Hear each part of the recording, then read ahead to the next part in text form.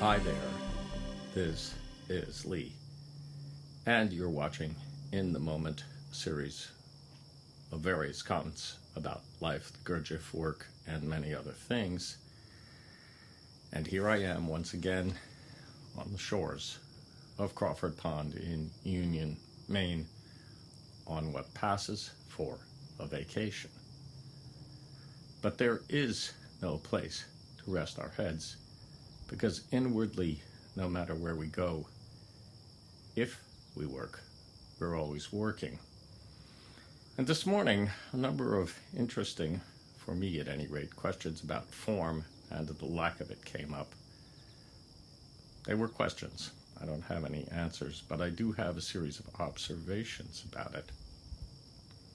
The first thing I would say about this matter is that if you are present in your sensation, your active, organic sensation to begin with, but perhaps even your molecular sensation, the first thing that you will see, that you will notice through your sensation, the signature quality of sensation, so to speak, is that you will see that you are here and that you're not going to figure it out.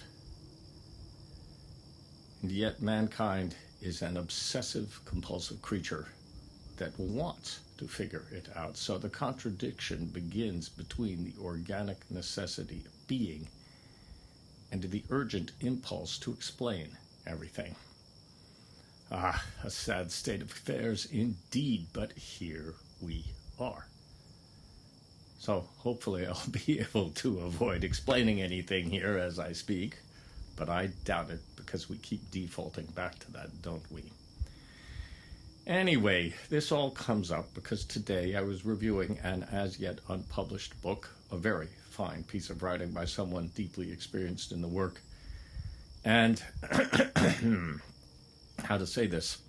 It's an excellent piece of writing, as I said, and it has some very pithy observations, and it's formulaic.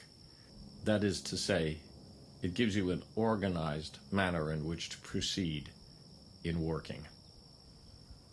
And that's rather interesting to me because I would say that the Gurdjieff work, in a certain sense, has branched into two major divisions, each one of them completely valid and valuable, but quite different from one another in certain senses. And I would say that one of them is derived largely from Ouspensky's observations about the work, which were very formulaic indeed, and laid out a system, a cosmology, an order. He didn't necessarily do it in the most organized way, but he certainly did it. And the way that the work is presented In Search of the Miraculous, you begin to get the impression that there's a way that you can do the work, that there's a form to it, that the ideas are organized, and that somehow if you work your way through them one by one, you'll get results. Doesn't say that flat out, but on the other hand, Ouspensky seems kind of focused on results. So there's the Ouspensky point of view. It's formulaic, if you will.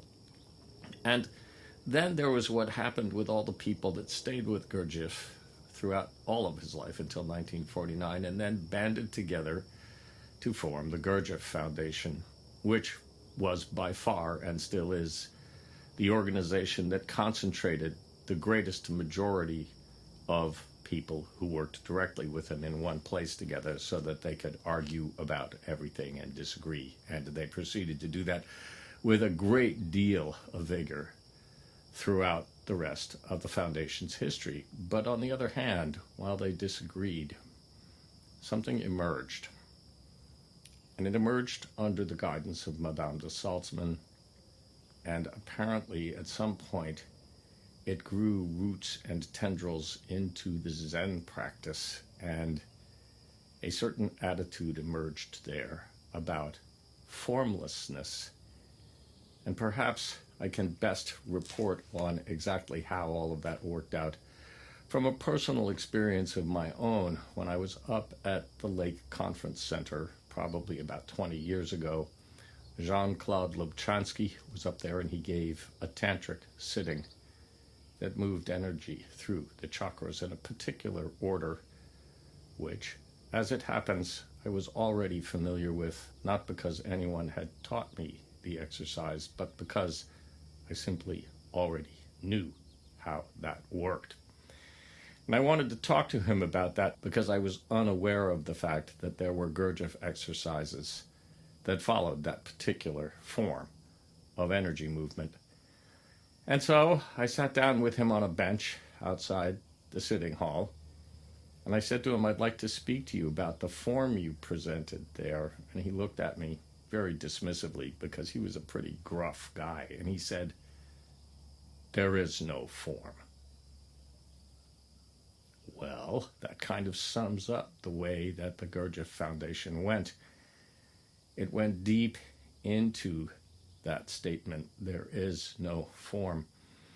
And you know, there were forces inside the foundation that kept dragging people back towards the form. There were those who published books with Madame de Salzmann's notes that felt that they could be organized in a specific form. And there are those today outside the foundation that think that you can follow all the exercises Gurdjieff gave and that that's some kind of form. Well, there's a question mark there because a lot of the exercises that Gurdjieff gave, he told people not to do. He gave them to one person in particular. And it's a bit troubling to think about the idea that people will go off and do an exercise that Gurdjieff himself said no one but this one person should do. Well, here we are doing it. So you see how we keep reverting to form no matter what because we believe in it. And here we are in a system where Gurdjieff says you have to get rid of all your beliefs. Well, there's this tension between form and a lack of it. And there's an irony in every action we take where we try to organize things, because the world is organized quite differently than man's mind is, and it does things quite differently than the way we do them in our minds. The earth and the world work with their body in a form that is forever changing. We don't like that much. We'd like consistency, wouldn't we? And I just want you to think about this. Gurdjieff's description of the organ Kunda buffer was that it made men derive pleasure from doing the same thing over and over again. So I don't have an answer about form and the lack of form except to say that if you are in your sensation, in the moment, I think you will probably begin to see that what Jean-Claude Lubchansky said, as paradoxical as it may sound, was correct. There is no form.